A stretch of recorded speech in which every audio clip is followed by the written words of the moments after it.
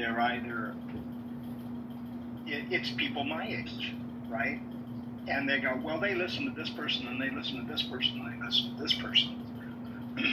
But these are a lot of the names that I'm hearing that youth listen to, I never hear from the youth. So I don't know if we're just making some wrong assumptions about that. But it's going to be really interesting, because this, to me, is going to be a listening session, and to find out, you know, who are they listening to? Who inspires them? Who repulses them? What are the things that they are fighting for? How do they get it? But they are very involved with the process of how you get something done, both inside and outside of government.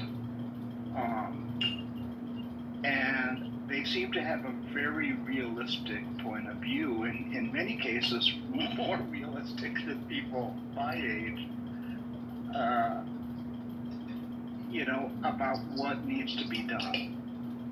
So it's going to be really interesting. And, you know, these are gross generalizations, because every demographic has an extremely wide range of people in them.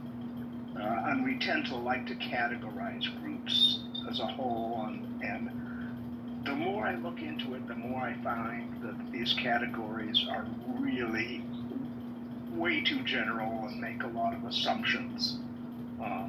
So it's going to be a really interesting meeting, and I'm looking forward to it.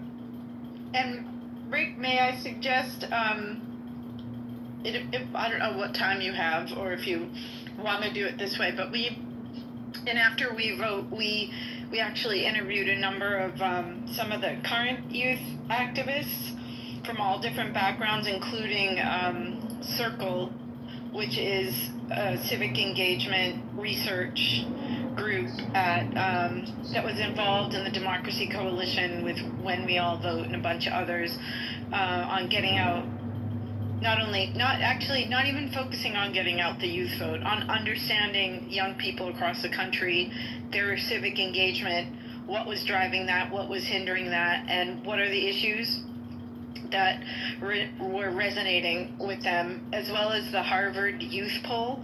So I think it'd be kind of interesting to see. I put the link above, and we've talked about this offline, but it'd be interesting to see how some of the results from these, you know, studies and polls are lining up with, you know, what you're hearing through your interviews with these folks, because a lot of, you know, they